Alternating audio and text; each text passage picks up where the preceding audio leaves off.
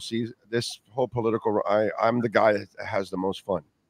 I'm the guy that has the most fun because being in the middle, I get to rip everybody. It's a beautiful thing. David, how you doing, my brother? You doing good?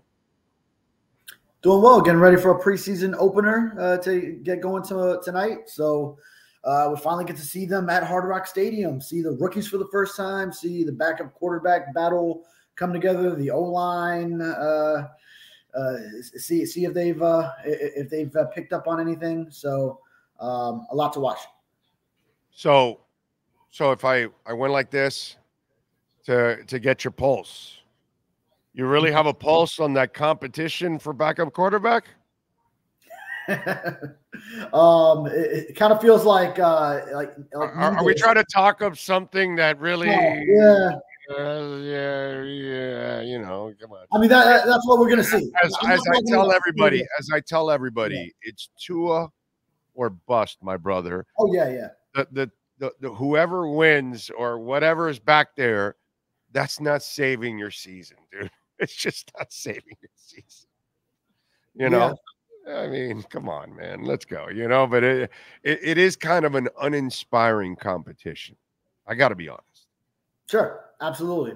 But it's one of the things that's going to be settled. And actually, one of the things that I went into training camp thinking, and maybe a lot of people also did, is, I already thought Mike White won it last year. So I just assumed, okay, Mike White number 2 and Skylar Thompson number 3 again. But no, it's become a legitimate competition. And Mike White has not separated himself. And really, I mean, neither has Skylar Thompson. It's exactly how you say.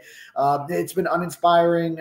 Both have left a lot to be desired. Maybe they flash a little bit here and there, but it's kind of tight just by default, just because neither one of them has really distinguished himself. And maybe some of that does start to come together in these preseason games once you see them in games, which is why I still give an edge to Mike White a little bit because I feel like I remember last year he was also uninspiring in training camp practices, and then I think he's more of a gamer, I would say. So I think that's where you'll see him start to come back up. But even then, I mean, I wouldn't consider him a top half backup quarterback, if you will. So even then, I mean, yeah, you're right, in Tua or bust, where it's going to be a dire situation if Tua does miss any considerable amount of time, but it would be key if one of these guys could step up. If there's a one-off game, 1-2 games where Tua has to miss for some minor thing, then that would be huge if one of them could emerge. I'll give you the drama. You want to no, I'll give you the drama in the race for the 2 quarterbacks. Here's the drama, and the drama is all on Skylar Thompson. Everything is on Skylar Thompson, and I'll tell you why. This is Skylar Thompson's 3rd year in the system. They've given you 3 years to develop into the backup quarterback. You're going into your final year next year of your deal, okay? So why should we keep you around next offseason when you can't beat a mediocre backup in Mike White, who has been in the league for 6 or 7 years now, I believe, and he is now finishing up, I believe, the back end of his 2-year deal with the Miami Dolphins. So you're going to make a big decision this offseason. You're going to have to draft another quarterback, another project that you're going to try to develop, named Skylar Thompson B now. Just like Cam Smith is Igbenogany B, well, now you will go to Project B now of the next young quarterback, because Skylar Thompson, we've reached our time with you. We've given you 3 years to develop. There's no reason to really keep you around a 4th. Let's go get a new guy. So if Skylar Thompson doesn't overtake Mike White this year, Skylar Thompson will be a free agent at the end of the 2024 season. Yeah, I think there's a certain ceiling that you're seeing develop. Yeah. Right, because then there's just not much more that you're going to get out of a guy, especially who was already an older rookie when he came in. I mean, he was more seasoned, if I recall. Like, he's actually older than Tua Tagovailoa. Yes. Yeah, I just had to check the roster real quick. He was born in 97. Tua was born in 98. So there you go. Despite being drafted 2 years later. But Yeah, I mean, yeah, there's an evident ceiling that's there with Skylar Thompson's development if he doesn't surpass even a Mike White right now, and obviously the same could be said for Mike White. Well, So you drafted him to become your backup. That's why you were developing him. right, You didn't draft him to be a third because the third is practically useless in the NFL. So if you're going to be a third, then you've got to have a lot of upside, and that's not really who you are right now. You were drafted to at least high end become a backup quarterback. And if you can't be Mike White, well, you can find Mike Whites in every offseason. You can sign a Mike White. That's not a big deal. Let's go draft another one. And next year you have your allotment of picks. So you're going to have a fourth, a fifth, a sixth, a seventh, or multiple ones in those areas. That's where you're going to pick another one of those kind of quarterbacks. yeah, because every draft, how many quarterbacks go? It's like maybe like 10 or 12 in total. Yeah, a lot of the top guys. It's those first. And then after that, it's guys who are going to be backups. Maybe some can emerge. Not everyone's going to turn into a Tom Brady, but yeah, I mean, and Mike White was in a similar boat when he got drafted several years before that, and then now has moved around, and then now Skylar Thompson in this scenario would be another Mike White moving around and giving a team a potential backup. Yeah, you can find a Dak Prescott, a Tony Romo, a Mark Brunell was a 5th round pick. There are guys that are in the league that are found after the 1st round.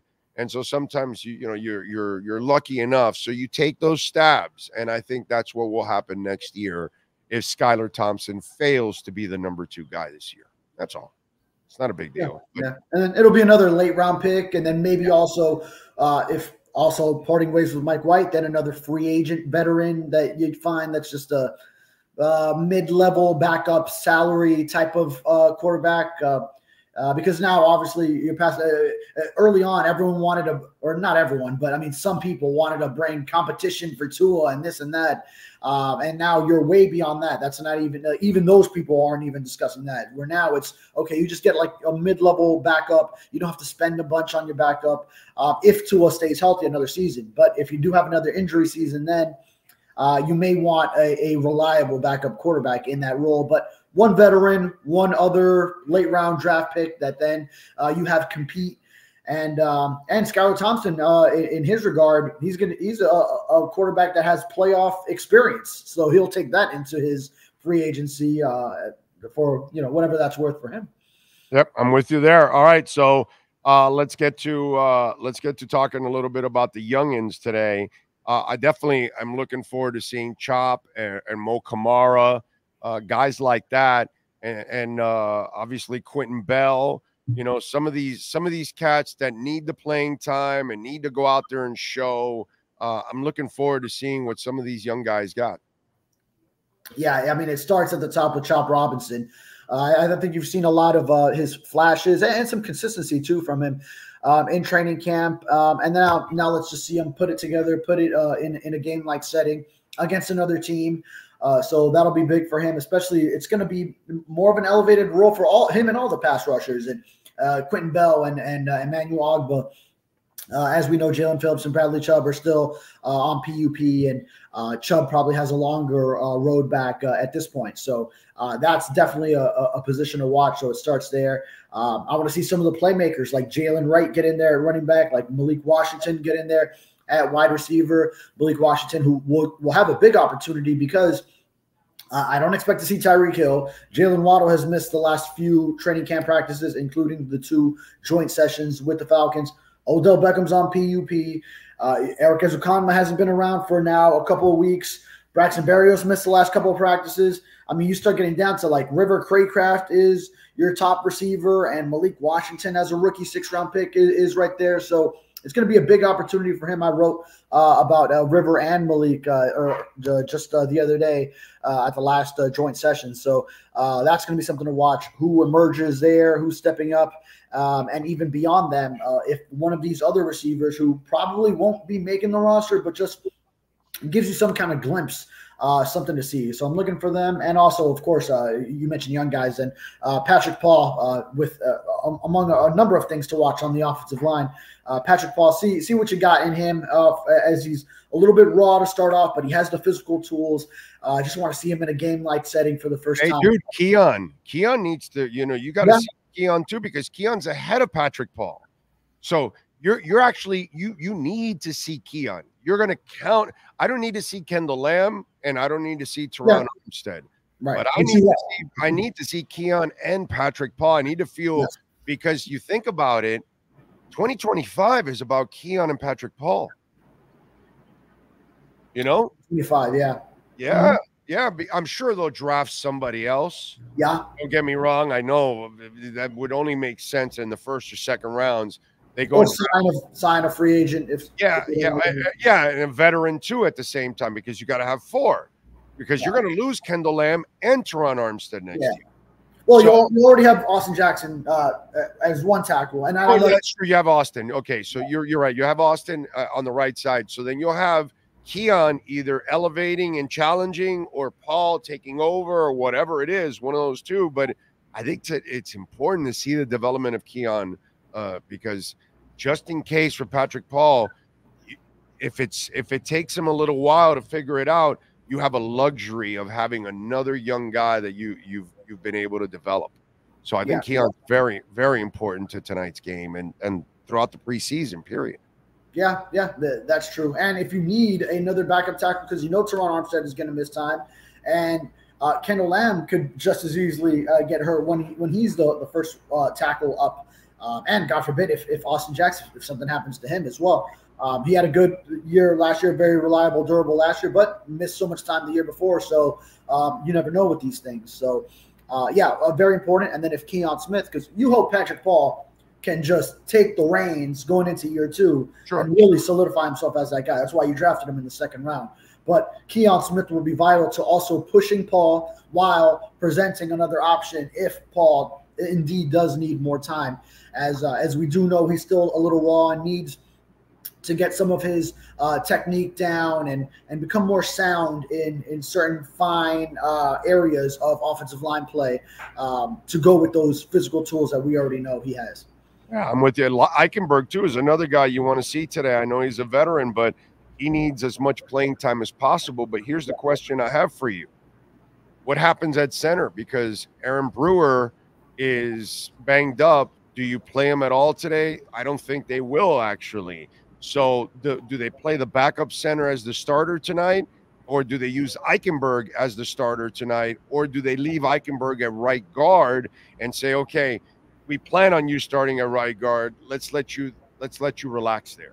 Yeah, that's such a dilemma, because if Aaron Brewer isn't going to be out too long with whatever this is, we think it might be a hand, because that's what he had checked out at that last practice, then you probably want to slide in Liam Eichenberg to center if he's going to be out a long time. But if Aaron Brewer is going to be back, then you want Liam Eichenberg getting all the reps he can at right guard, where you feel he's probably your starter. And Liam Eichenberg will most likely be your backup center, because that's the guy who did it last year for 8 games when Connor Williams missed time. And there would be some shuffling involved on the offensive line whenever Brewer has to go out, if you do want Eichenberg indeed to be that right guard. So it's going to be a dilemma. I would think that they would start with Eichenberg at center if Brewer isn't going, which I wouldn't have expected him to go regardless, because I think if we go based off of Mike McDaniel's precedence, he does not play the starters in that preseason opener. So, and he did make a strong hint at it last press conference that if you go off of that you won't be surprised. So he sort of hinted that would be the case again with Tua, and then probably a lot of the other starters. So especially with Brewer just having some fresh injury to deal with, I really would not expect him to play in this exhibition. So it could very well be Liam Eichenberg, and then if not, I mean, you're looking at like an Andrew Meyer. The team already got rid of Ireland Brown. They've tried Jack Driscoll at center. Who else was there was someone else that Sean Harlow that they brought in early in camp. So you're looking at a lot of iffy guys that you just brought in. Impressive that Andrew Myers put himself in that spot. so early. But I mean, it's also a testament to that you don't have another center. Yeah, no, I'm with you there. We're just kind of freaking out because Sean and I were sitting here and it was hot like it normally is on a day like today. And then all of a sudden it started getting cool. And now we've got like this rain shower that's going by, and the rain is sideways and the wind is probably howling somewhere around 20, 25 miles an hour right now. Yeah. Where are you? We're at Acura Pembroke Pines. Pembroke Pines, yeah. Yeah, man. And it's like all of a sudden I didn't feel that hot anymore, and I'm going, oh, look, no wonder it starts raining like crazy, dude. Wow, that's some wicked rain, man. Wicked. All right. It's the other thing that's kind of interesting. You're not going to see Jonnu Smith tonight, and I don't really care much about seeing Jonnu Smith right now. He's proven, but I'm really excited about Julian Hill. He looks. Last year, it looked like he was thinking so much that it got in his way of catching and doing the things that he's supposed to do. Now he's doing all the things he's supposed to do, catch and block and all that, because he looks like he's super comfortable now. He knows where he's supposed to line up. He knows how he's supposed to run the route, all that stuff. So I'm super excited about Julian Hill because I actually think Durham Smythe has looked like the number 3 tight end in this training camp, to be quite honest. Because if you're going to use Jonnu the way you're going to use him all over the place, and Julian's looking much more versatile than Smythe, then Smythe becomes more what you want, the blocking guy, the extra tight end backup guy, that kind of stuff. So I'm actually excited about seeing Julian Hill and then seeing what Fortson, and then, of course, the frat boy, Tanner Connor, who's been running around the frat house for 3 years. The frat boy. But the Durham Smythe slander on the man's birthday. Did you know it's his birthday today? Happy birthday, Durham Smythe. You're making a lot of money for being a number 3 tight end. Wow. Hey, well, let me tell you, Smythe's spot is solidified. I wouldn't put him as the number 3 tight end. I think Mike McDaniel values him a lot. I think tight ends coach John Embry values him a lot for his blocking prowess. I know the blocking. I know. Huh? I know the blocking. I know. Yeah. So, I mean, he's got his spot solidified based on what he does there, which is such a prerequisite at the tight end position for McDaniel's system and what Embry wants to do with his unit. So, I mean, I will agree that Julian Hill has been impressive. That's a kid that I really like in all facets. I want to see him show that pass catching ability more this year in games, because we saw it even last year in training camp, and I don't think it really translated to games yet, probably because of what you were saying. Maybe some of the rookie stuff. Bigger of a stage than what's his college was Campbell. He played at Campbell, so I mean it's a big jump to go from that to the NFL as an undrafted rookie. So I think he'll really be settling in now and really show why the coaching staff loves him so much too. By the way, not only am I looking forward to him catching, but I want to see him blocking a couple times tonight. Yeah. Oh, he's physical. Yeah. Yeah, he's physical, dude. It's just like you guys need. And let me tell you something. I know the frat boy hasn't done anything. The frat boy will scrap, dude. Okay, so he might be a little skinnier than Julian. He's not as built, but he has cojones. Okay, now the frat boy has really just not done anything with the opportunities, unfortunately. But Julian Hill, man, that is one that I'm looking forward to. And how about Jalen Wright? I don't care about Mostert. I don't care about a Chan. I don't need to see those guys. Those guys need a cruise. I don't. They haul ass, bro. I don't need to see you guys until the dress rehearsal for a couple of plays and then welcome back. But I do want to see Jalen Wright. And we saw some Jalen Wright up the middle and everything with the Dolphin offense. So they're planning to kind of change things up, throw to the tight end, use the tight end in different ways, throw to the running backs, and running backs up the middle. Yeah, and to put a bow on the tight end conversation, Tanner Connor, I'm going to predict he catches a touchdown in this preseason. He's going to make a touchdown catch in one of these 3 games. I think he's going to get the opportunities, and he's going to come up with a touchdown in one of these. Okay. And so Jalen Wright, yeah, that's the guy to watch, along with Chris Brooks. We'll see some of him a lot again, like last preseason where he really took over in those exhibition games. So yeah, you're right. Raheem Mostert. We're calling him BB right now during the training camp.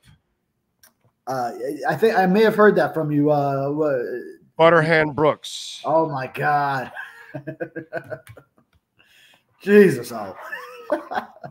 Yeah, he's been dropping. He's been dropping the passes that come his way. So you're not going to get him involved in the pass game too much based on that. Just saying, Chris, come on, buddy, let's go, man. You got to hang on to the ball, dude. That's just not good. And I like Chris Brooks. He had a really good preseason last year, and then they kind of really didn't use him. But no, you're right. It is an important because Jeff Wilson has actually looked good. And so you better not screw around because Jeff Wilson's the guy that knows the system, lost some weight, so he can have a little extra. Tua's not the only one that was looking for a little edge, a little quickness.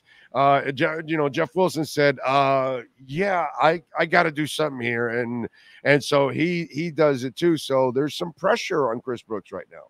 Yeah. And I wonder how much we'll see Jeff Wilson because he's a veteran guy, but obviously one that needs to earn his spot. So I think we might see some of him too. But yeah, I mean, Wright is what's new here. So yeah, we're obviously everyone's excited to see him for the first time. And for as much of a speedster as he is, he does clock in at 210 pounds, which is heavier than Jeff Wilson's 205. And I'm not sure if that number is still from before or after he slimmed down, but I mean, after Chris Brooks, Jalen Wright is actually the next heaviest back as far as the tailbacks. So obviously, Alec Ingold would have them covered.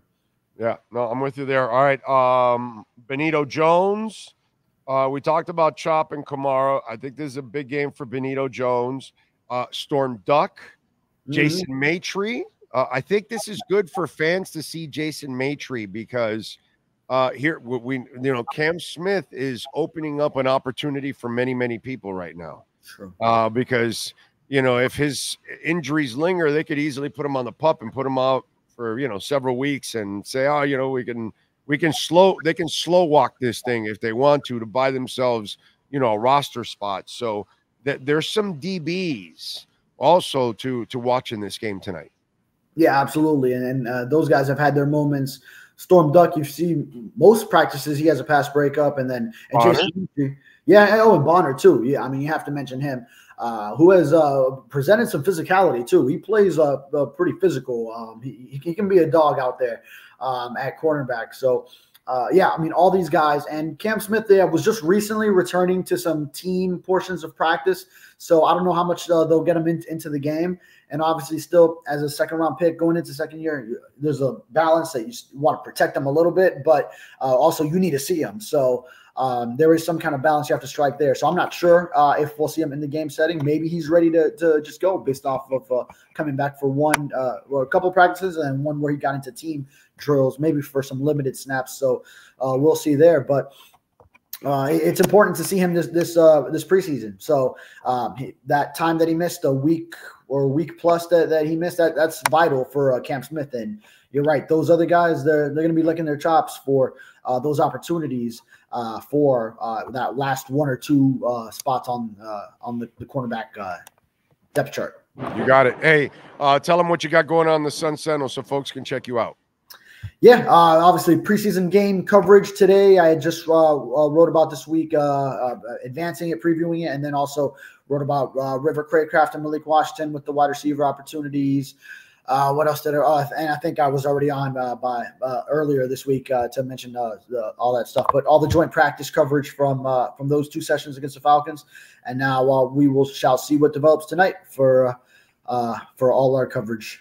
Yep. And by the way, Costa Nostra, just so you know, Mike White will start tonight. Not that they said it, but that's common sense, man.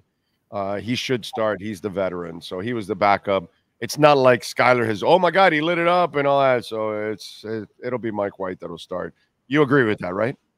Because they're asking. Well, I would think, yeah. I mean, maybe if Mike McDaniel wants to throw a wrench into things, start Skylar Thompson and then go Mike White. Maybe it's like a back and forth of who gets the reps with which units. So, but I mean, just that would be the favorite in the clubhouse. Those would be the greater odds. Yeah, I'm with you there. All right, follow him on Twitter at David Furones _ David, as always, thank you, my brother. Appreciate you. Thank you. You got it. And, folks, I just saw a big-ass rainstorm just go by here within minutes, okay? And this is the life we live now. There's another system that's hanging out in the Caribbean that's going to visit us next week that may not hit us. It looks like it's going to turn north. It might affect our friends in the Carolinas, actually, a little bit more, unfortunately. But this is why you need the number from Welt Rheaume. Save it on your cell phone, please. 954-966-4646. Maybe you have a car accident. I hope not. But if that happens, a slip and fall, bankruptcy, criminal defense, commercial litigation, personal injury, call the people at Welt Rheaume. But if you have homeowner property damage, condo damage, anything like that, a busted pipe from your neighbor in your townhouse or condo, but the water ended up affecting your home and your floors and your roof, you got to call Welt Rheaume because they've got their own adjusters. The adjusters will go there, do their work, and then they attack the insurance company for you. And I'm talking about attack, okay? And that way you don't have to deal with it, because when you deal with the insurance company, what do you feel like? You're the one under attack. You need people to defend you. Welt Rheaume, the best tackles in the business, baby. 954-966-4646. Save it on that cell phone.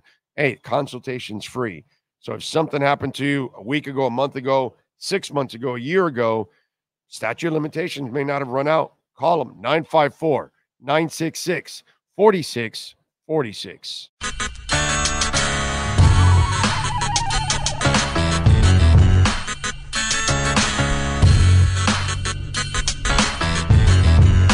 This is the Big O Show.